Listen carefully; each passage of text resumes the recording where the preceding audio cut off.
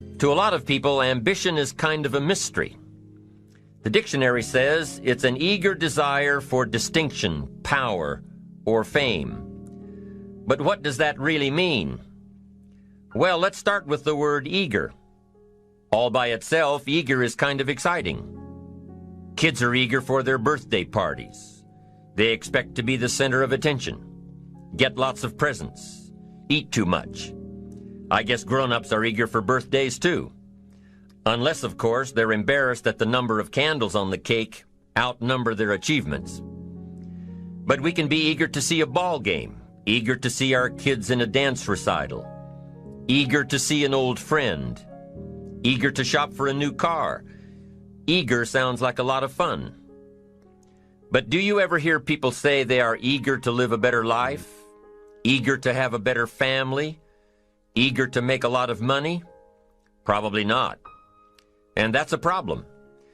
Because how I see it, living a better life, having a better family, and making a lot of money takes an eager desire. We have the remarkable ability to get exactly what we must have. But there is a difference between wishes and desires. We've all heard people say, "Oh, I wish I could just drop 5 pounds. I want to be a little lighter." And we've probably said it ourselves, especially after a big holiday dinner of turkey and homemade pie and every other thing we can possibly stuff ourselves with in one 8-hour period of time. And even though we may wish we could breathe a little easier in our clothing, we have to have the desire to exercise a little more and eat a little less. The "I wish I could lose weight" has to become, "I have the eager desire to lose weight." I'm also sure you've heard people talk about wishing they had more money to pay the bills, or take a vacation, or just to take a little pressure off of life. But before their lifestyle can change, their wish needs to become a desire. If they really desired change, they wouldn't spend their evenings just watching TV and wishing they were doing something more. The backbone of an eager desire to change is discipline. True ambition is disciplined, eager desire. It's that little part within us that says, if I want to be ready for that meeting tomorrow, I need to finish preparing for it today. If I want to make sure I can pay for my kids' college education, I need to start saving today. If I want a better life tomorrow, I need to start working on it today. Ambition is a minute-by-minute, day-by-day mentality. To have the ambition to work towards a better family life, a newer car, a bigger house, a financially secure future, you have to live it every moment. If living a successful life was easy, I'm sure more people would be successful. If just being ambitious was enough, I'm sure all of the broke and perplexed people in the world wouldn't be broke and perplexed. While most people spend most of their lives struggling to earn a living, a much smaller number seem to have everything going their way. Instead of just earning a living, the smaller group is busily working at building and enjoying a fortune. Everything just seems to work out for them. And here sits the much larger group, wondering in awe on how life can be so unfair, complicated, and unjust. So what's the major difference between the little group with so much and the larger group with so little?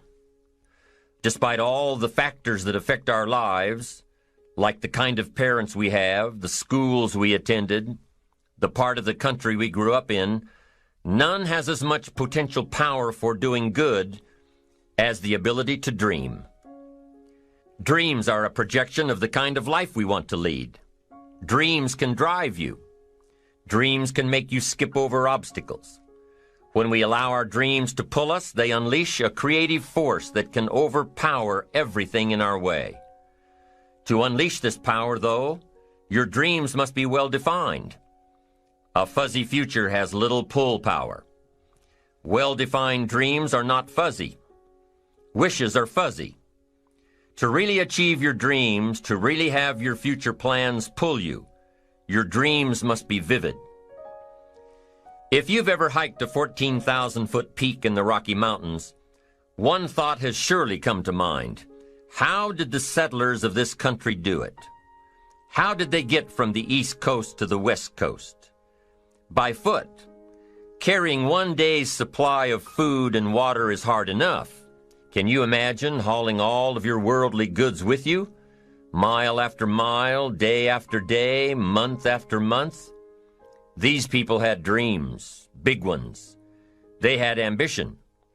They didn't focus on the hardship of getting up the mountain. In their minds, they were already on the other side. Their bodies just hadn't gotten them there yet.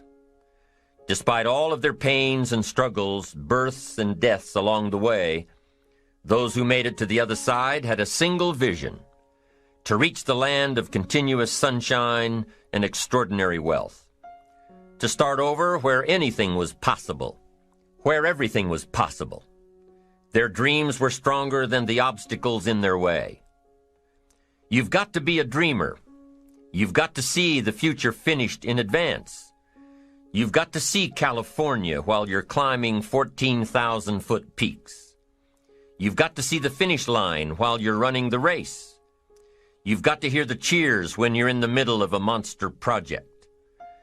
And you've got to be willing to put yourself through the paces of doing the uncomfortable until it becomes comfortable. Because that's how you realize your dreams. Our great country was founded with dreams. They've always been important. Dreams are what caused thousands of people to leave their homes and families and start over in a land where anything was possible. To this day, dreams continue to bring people to our land of opportunity, to a country where you can start with little and end up with a lot, to America. Don't you sometimes wonder why so many immigrants who come to America can build a new life and a fortune while many of the people who were born here are barely surviving? They have a dream, a defined goal, ambition. Aside from the pioneers that crossed the prairies and the mountains to reach their vision of hope and future promises, there are other amazing examples of how ambition has shaped America. Take Ben Franklin, for instance. When most people think of Ben Franklin, they remember the kite and the lightning bolt and the discovery of electricity. What a lot of people may not know is that Ben Franklin was one of the first writers to address self-making. When Franklin started Poor Richard's Almanac in 1732, he used the blank spaces between the crop data and the weather information to insert clever bits of moral and practical advice. I'm sure you've heard the saying, fish and company start to stink in 3 days. Well, that was one of hundreds of Ben Franklin's comments on life. Another was, diligence is the mother of good luck. You know, it's amazing how hard-working, smart-working people have all the luck. We sometimes hear of a brand-new musical group, an overnight success. They must have been in the right place at the right time, knew the right people, had a friend to help them out. But if you've ever watched an interview with some of these folks, you'll probably hear that their overnight success took several years. Diligence is the mother of good luck.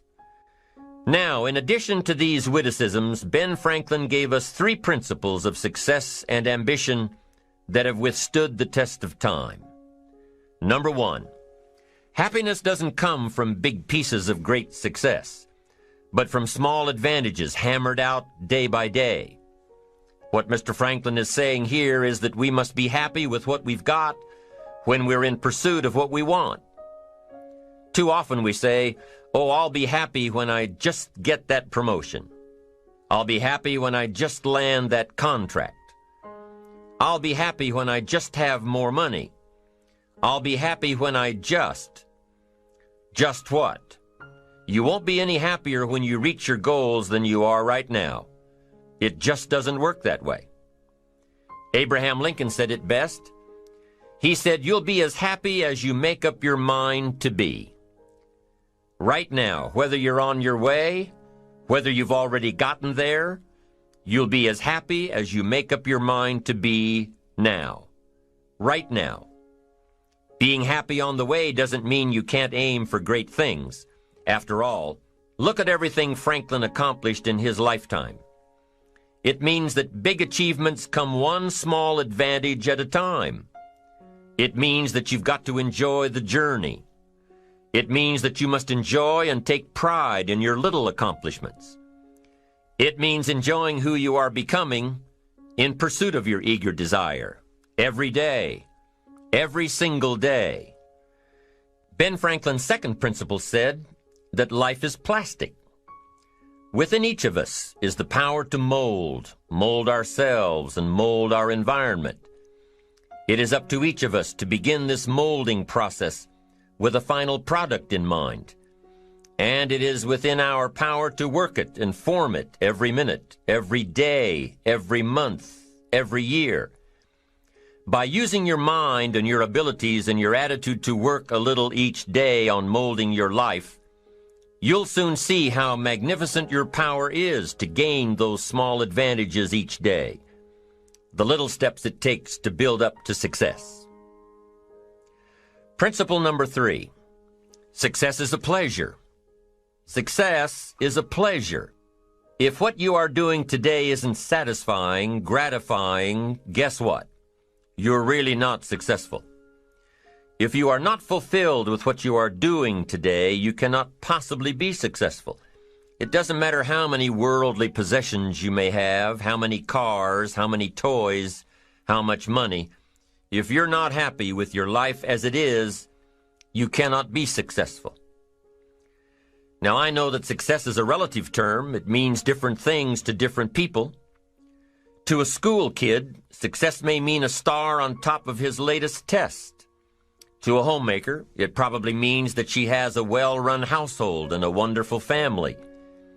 To an outside professional, it's most likely the thrill of closing a major contract, or the pride in accepting a performance bonus, or being named the top-producing salesperson. But the one thing you will hear from everyone who is successful is that they are happy with who they are and what they are doing. They are happy, content, satisfied. Success is a pleasure. What have you done today that makes this day successful?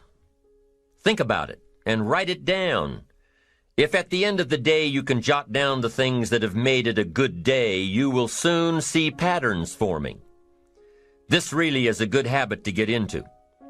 When you can see a pattern of pleasure, you'll know you're on the road to success. So take note of Mr. Franklin's 3 principles of success and ambition. Number 1, big achievements come one small advantage at a time. One step at a time, one day at a time. Number 2, you have the power to mold your life, to make it whatever you want, to shape it and reshape it. And number 3, success is measured through pleasure. This is the key one. Success is measured through pleasure. You've got to be happy along the way. You've got to learn to give yourself a pat on the back. Good job, you need to tell yourself. I'm proud of me today. You've got to be happy. You've got to learn to enjoy the process. These are really common sense ideas. They're practical. And William James agreed. He's another American great, one of the most notable philosophers and psychologists in our history. And he founded a philosophy called pragmatism. To be pragmatic is to be practical, to test the validity of a concept by its practical results, to actually question something and rate its usefulness by what it can do for you, to hear a method of doing something and figuring out if it's even worth your while.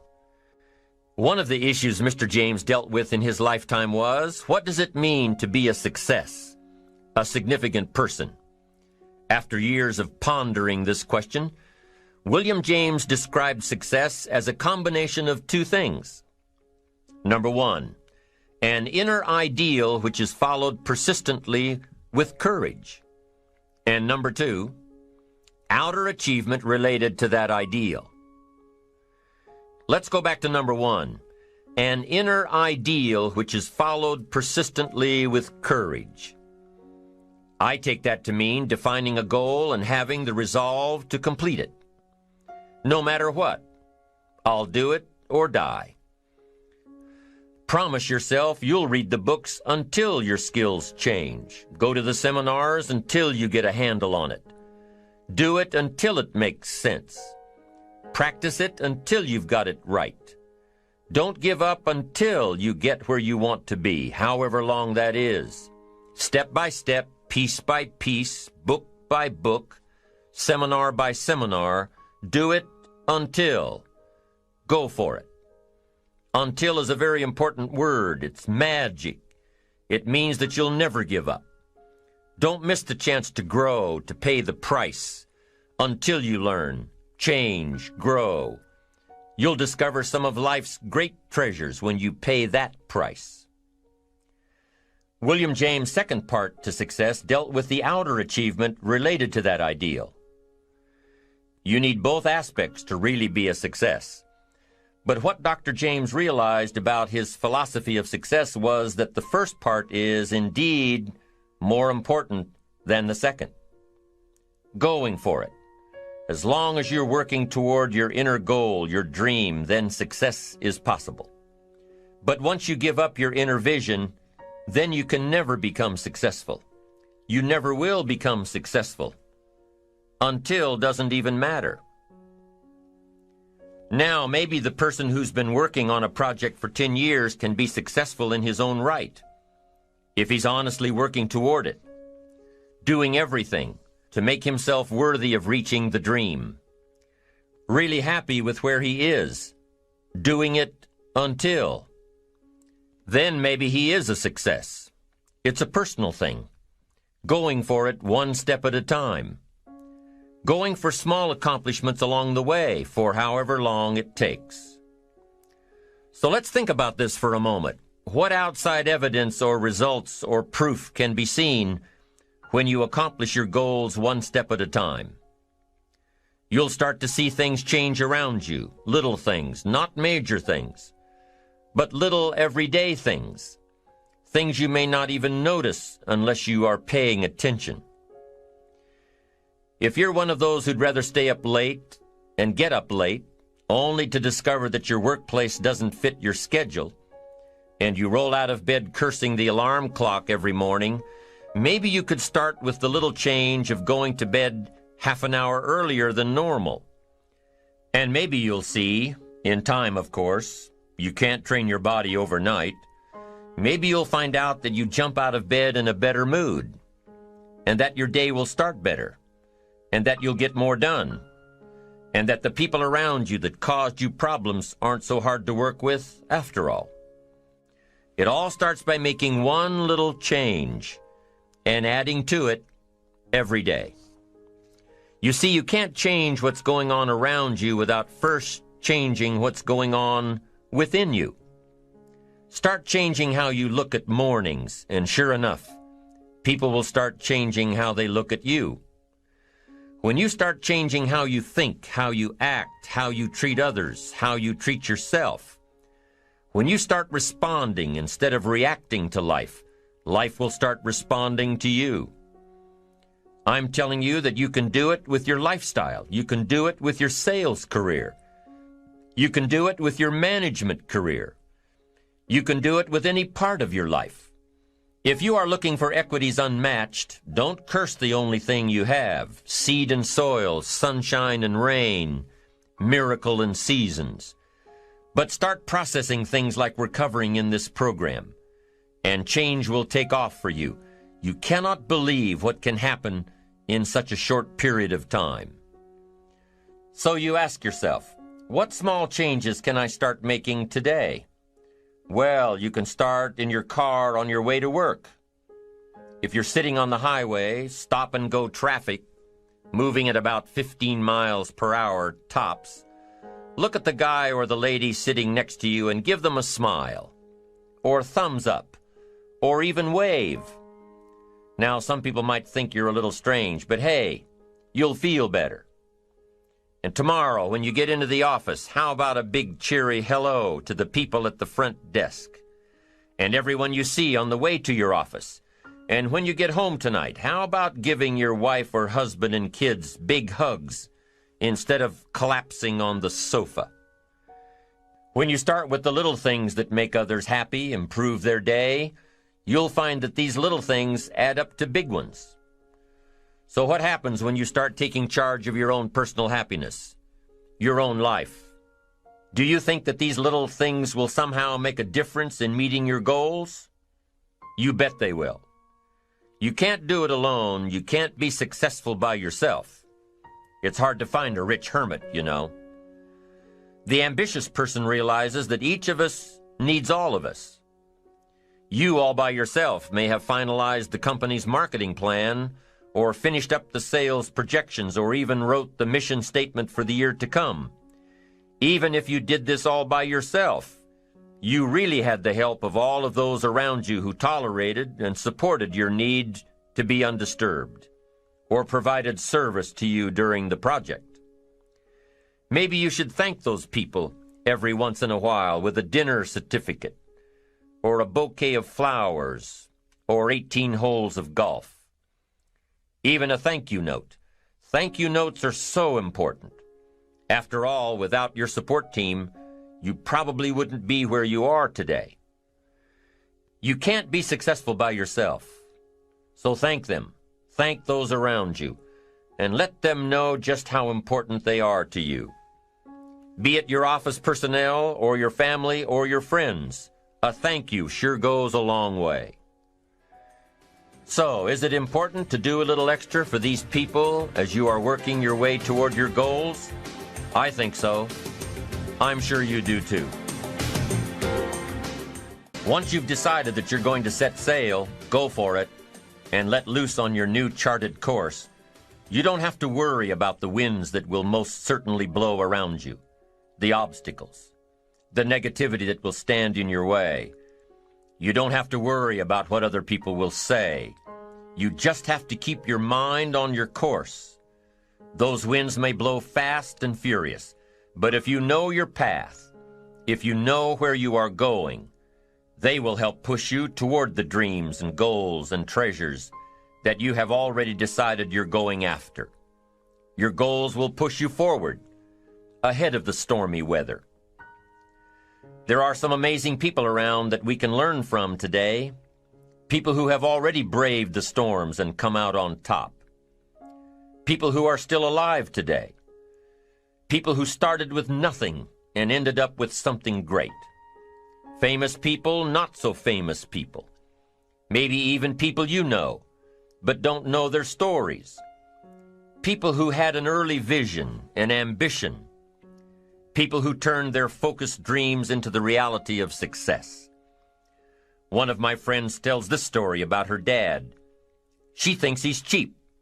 She gives him a hard time every time they go to one of those all-you-can-eat places, because he eats all he can eat, until he can't move, until he needs to take something for indigestion. But she knows where he came from, his history, and understands just why he is the way he is. He eats all he can eat because he was raised in an orphanage, a place where you had to grab all you could or you'd be hungry. But the real story behind her father is that he made himself a millionaire with nothing more than a dream. He watched his own father drown when he was 4, was taken away from his mother a few years later and put into an orphanage because he was so bad. Raised by other people, strangers. After growing up in foster homes, he decided to go out on his own.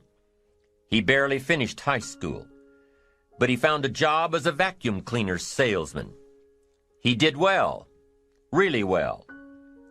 But the woman he loved didn't want to marry a vacuum cleaner salesman, and he really didn't want to be one. So he went to college, went on to medical school, prospered, really prospered, led a tremendously successful life as a radiologist, and is now retired, goes fishing, rides his Harley. Stories of success are all around us, everywhere. Take the time to talk to these people or read their stories. You might learn something. You might find out that they have already traveled the path you are now on. You know, when most of us think of Jesse Jackson, we think of the political Jesse Jackson. But what most of us don't realize is that before Jesse Jackson went to the streets to gain votes, he went to the ghettos with a message for inner city youth. During his rallies, he would have the street kids repeat after him, "I am somebody." Jesse Jackson's message to these kids was that ambition is a moral imperative. To be a good person, you have to have ambition. You have to try to do something good with your life. You have to try to get out of where you are today or make where you are a better place tomorrow. You have to, or anything else is a waste. Mr. Jackson knew that his contribution to life began with America's youth, where he could make a difference before bad attitudes and bad habits took over for good. He went to make a difference with the disadvantaged youth of America.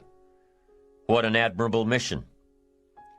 I'm sure you know that the same principles he teaches apply to you. When you get up tomorrow morning and are standing in front of the mirror getting ready for the day, remind yourself that you are somebody, that you are important, and that you can make the changes that will move you closer to your ideal future. Listening to the words of people like Jesse Jackson are of total importance because motivation, lasting motivation, is backed with education. Many of these people have written books on their journeys. These books tell the stories and give the secrets that we can all learn from. Let's say you decided to take a trip, just a short one, maybe for a weekend. Let's say you want to go away to a place you've never been before. Wouldn't you want to find someone who had been there? Ask them a few questions. What's the best way to get there? The safest route? The quickest route? What do I need to bring to be totally prepared? What fun things should I look for on the way? What dangers do I need to avoid? By talking with someone who has already been there, it'll make your trip that much more enjoyable. It's the same thing with life.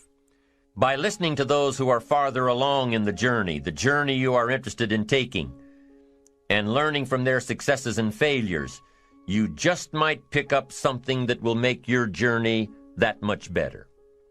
Listening to the stories of others can be motivating, captivating. They can provide that extra push you've been looking for. They can demonstrate what the power of ambition is truly all about. They've been there. Their knowledge is valuable. And when you use that knowledge and motivation to take action, you'll gain momentum. Eventually, you will find that the key to motivation, true motivation, is right there inside you.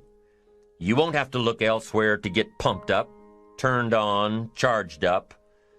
With the right knowledge behind you, you will learn how to motivate yourself. With the right knowledge, you will find yourself becoming inspired on your own, by your own learning, by your own discovering. You won't have to hope that somebody comes along to turn you on in the morning. They might not show up.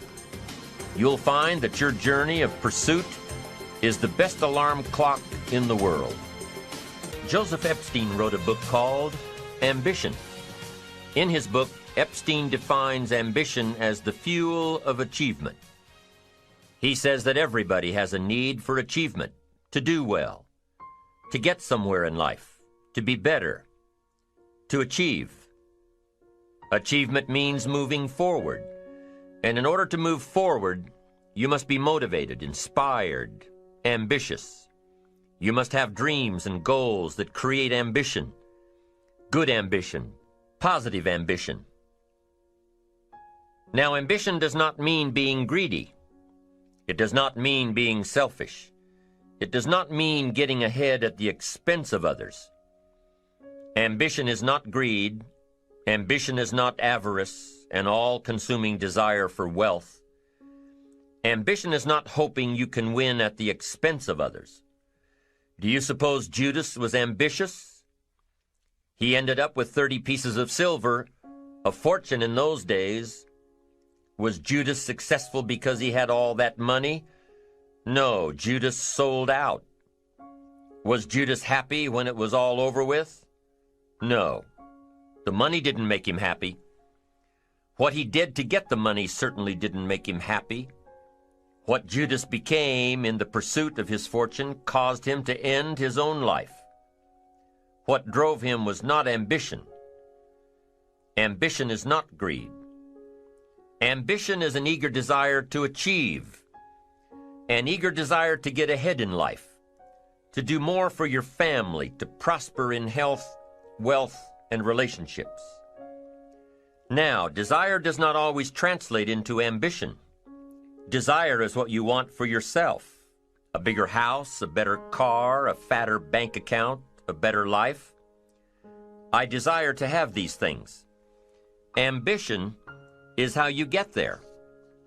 Desire is sometimes healthy. Desire is sometimes unhealthy. Desire might say, I want the tallest building in town. The destructive side of desire might urge you to tear all of the other buildings down. I guess that's one way to do it. You might get away with tearing down the first one and maybe the second one.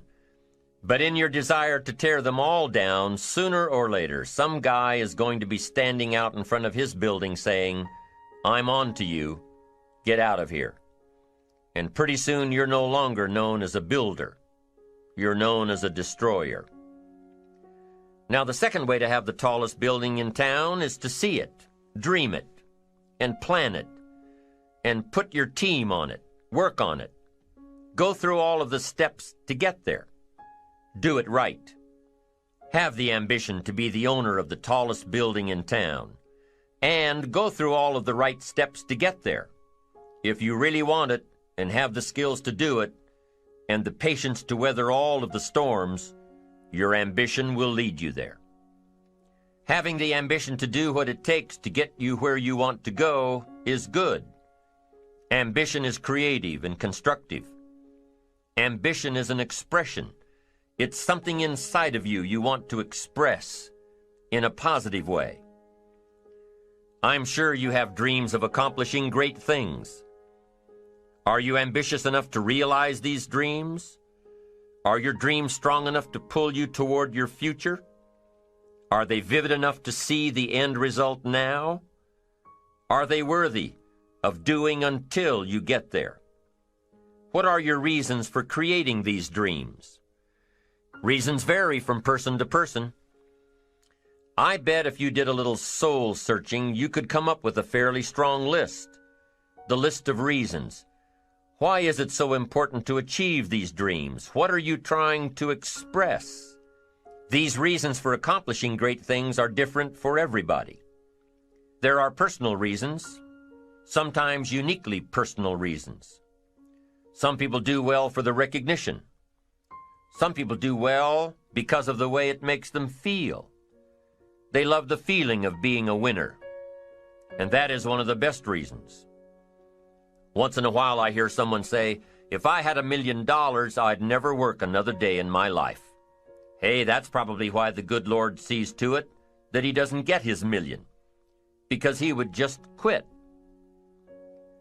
Family is another reason, a motivator for doing well. Some people do extremely well because of other people, and that's a powerful reason. Sometimes we will do something for someone else that we would not do for ourselves. I know a lady who was getting back on track from financial disaster. Even though she didn't have much of anything left, her primary motivator was to keep her daughter in private school, an expensive one of the best in the country. Although her goal was to financially surpass where she was before her economic fall, her main reason to work all of those extra hours was to give her little girl the best possible education. As you can well imagine, wanting to do something for someone else led her to all sorts of other accomplishments as well. How fortunate are the people who find themselves greatly affected by someone else. It's powerful. What has you getting up early, hitting it hard all day, and staying up late? What has you inspired? What are your reasons for doing well? What's at the core of your quest? What is the power behind your ambition? Think about it. Jot it down. Do some soul searching. Define your reasons so they will work better for you. So now we have determined that it's in your best self-interest to be ambitious. Self-interest, self-preservation. As human beings, we can't help but be interested in our own self-preservation. We can't help but be self-interested. It's one of the strongest urges we have. Interested in our preservation, interested in our development, interested in our success. There's certainly nothing wrong with self-interest, but here's the clue. Self-interest must be enlightened as to what truly serves us best. When I found out that self-interest was okay, that was a big relief to me. Now, we're not talking about selfish. We're talking about self-interest. Self-interest needs to be educated, enlightened.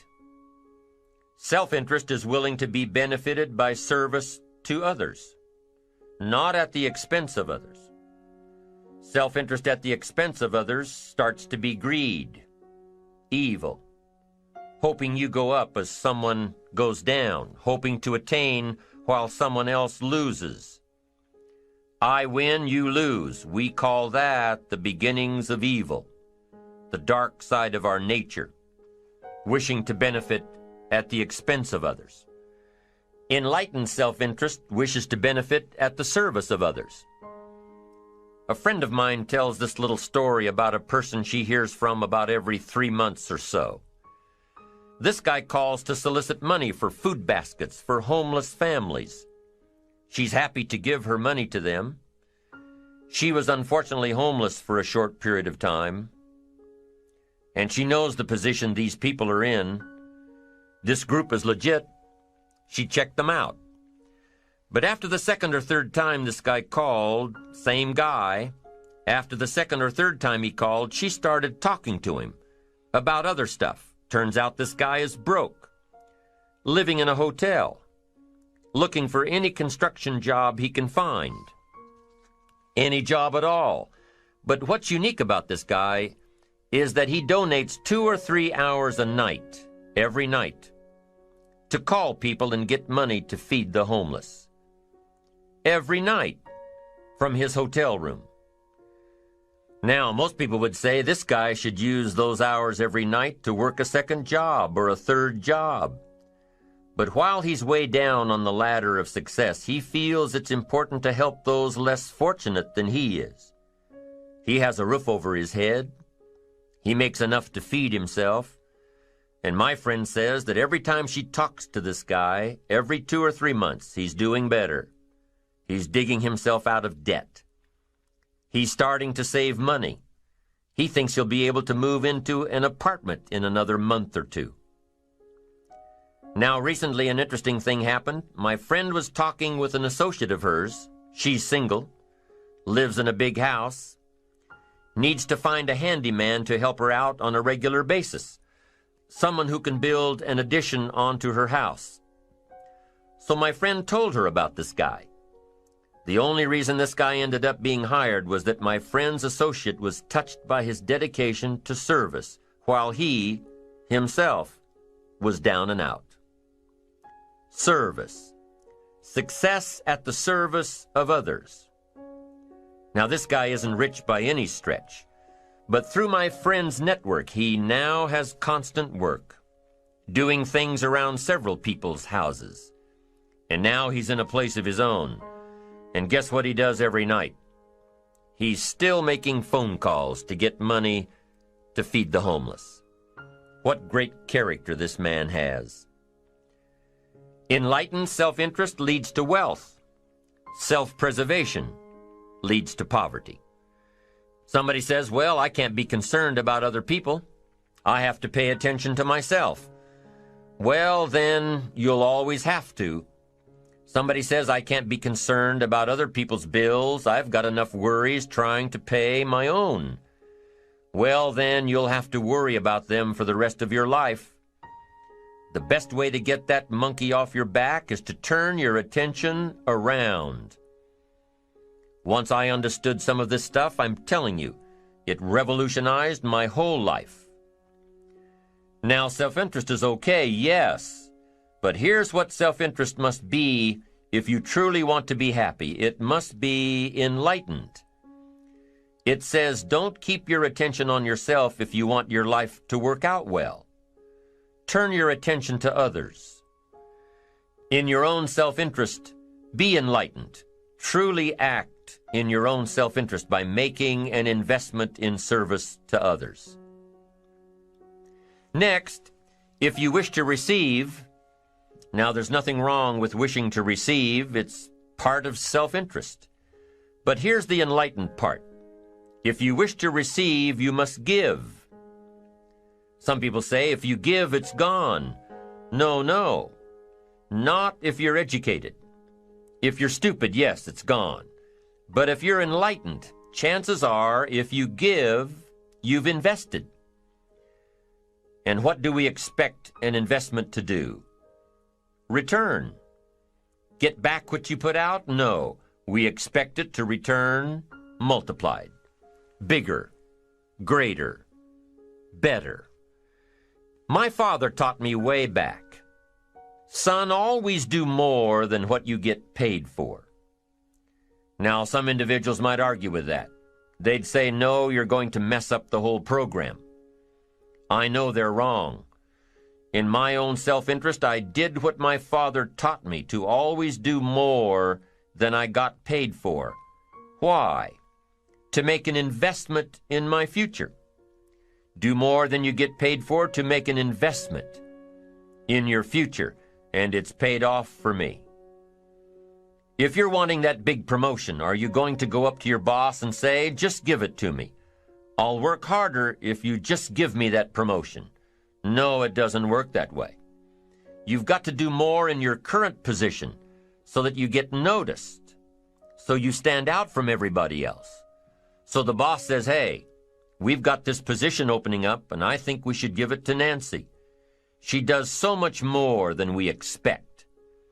Just imagine what she'll do if we give her this promotion. You've got to do more than you're paid for. You've got to. It's an investment in your future. It's one thing to make a sale. I'm telling you, if you make a sale, you'll make a living. If you go beyond making the sale and serve people by keeping in touch, calling them before they call you, writing a thank you note, sales will lead to multiple sales. You can make a fortune if the customer is well taken care of.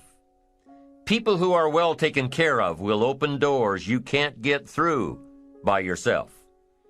All of us have found ways to make a living. What got interesting for me early on was to figure out ways to make a fortune. You'd say, well, Mr. Rohn, how would I deserve to make a fortune? It's easy.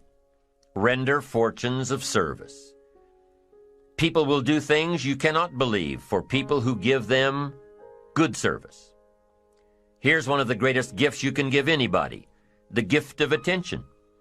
In return, they will do extraordinary things for your career, take you by the hand, and lead you to more people than you could meet by yourself. Always do more than you get paid for. Next, in enlightened self-interest, life responds to deserve, not need. Life responds to deserve, not need. Life was not designed to give us what we need. Life was designed to give us what we deserve. What we deserve. Once you understand that little life principle in your own self-interest, I'm telling you, it's life-changing. The ancient law does not go like this. If you need, you will reap. No, it doesn't work that way. A lot of people out there are hoping it works that way, but no, it doesn't. The ancient law goes like this. If you plant, you will reap. If you sow, you will reap. Somebody says, well, I really need to reap. Well, then you really need to plant in your own self-interest. Your own self-interest needs to be educated in how to plant. how to do it so everybody wins, because life doesn't respond to need. You can't go to the soil and say, I need a crop. The soil just smiles at you. And here's what the soil says: don't bring me your need, bring me some seed. Bring me some effort. Bring me some discipline. Bring me some interest. Bring me some service. Bring me these things, and I'll return to you multiplied by 2 times, 5 times, 10 times. You can't come with need. You've got to come with seed. You've got to come with willingness. You've got to come with skills. You've got to be willing to learn, willing to change, willing to grow, willing to put yourself out, willing to stand up to the bad weather, willing to pull out the weeds, willing to nurture. That's the only way you get a return. Once you understand these principles, self-interest now truly becomes an exciting challenge, making sure everybody wins. Enlightened self-interest makes sure that everybody wins. Now here's another one. If you want to find, you must search. And if you search, you will find. In order to find, you must search. You must go to church. You must go to the seminar. You must go to the library. You've got to go to the bookstore. You've got to go to the class. You've got to go to the training. You've got to go searching. Why? If you search, you will find. You'll find ideas. You'll find inspiration. You'll find hope. You'll find contacts. But you've got to be out there, on the search, on the look. Life reserves its treasures for those who deserve it, not those who need it. Enlightened self-interest, giving so that you will receive, searching so that you will find, making sure that everybody wins all the way around. Enlightened self-interest needs to be educated. Enlightened self-interest says, I will learn that life is not just the passing of time. I will learn that life is the collection of experiences, ups and downs, highs and lows, laughter and tears. You must decide to act. You must have the discipline to act. Now here's what's important about discipline. One discipline affects another discipline. All disciplines affect each other. In fact, here's a good philosophical phrase. Everything affects everything else. Nothing stands alone. Don't be naive and say, this doesn't matter. Of course it matters. It all matters. Some things may matter more than others, but everything matters. If you'd rather sleep in than go for a walk around the neighborhood, pretty soon it will matter. If you'd rather spend your money instead of saving it, pretty soon it will matter. If you'd rather put off a letter to an old friend instead of corresponding regularly, pretty soon it will matter. If you'd rather work late every night instead of going home and spending time with your family, pretty soon it will matter. It all matters. Every letdown affects the rest. If you won't walk around the block, you probably won't eat right. And you probably won't buy the books. And you probably won't attend the seminars. And you probably won't spend your money wisely. And after years of this, it all adds up. So the key to reversing this process is to start picking up the disciplines. It does matter. It all matters. Now, here's the positive side. Every new discipline affects the rest. Every new discipline makes a difference. That's why action is so important. The smallest action, the least action. The action that you won't think will matter. It all matters. Take it. Because when you start accomplishing and the value starts to return, you'll find inspiration to do the next one and the next one and the next one. If you start walking around the block, it'll inspire you to start eating right. You start eating right, it'll inspire you to get a book. You get a book and it'll inspire you to get a journal. You get a journal and it'll inspire you to develop some skills. Disciplines affect each other. Lack affects the rest of your life. The key is to diminish the lack. One of our greatest temptations is to just ease up a bit, to do just a little bit less than you're capable of, to take a little break. Somebody says, "It'll just affect my sales." No, it'll affect your consciousness. It'll affect your philosophies. It'll affect your home life. It'll affect everything. No, you can't ease up a bit. That's what vacations are for. When you're at work, work. When you're on vacation, rest. Wherever you are, be there. If you think about vacation when you're at work, you'll surely think about work when you're on vacation. You'll just mess it all up. So be disciplined. Get involved. Do all that it takes to get the job done. Get your health back. Get your bank account where it's supposed to be. Get your family in order.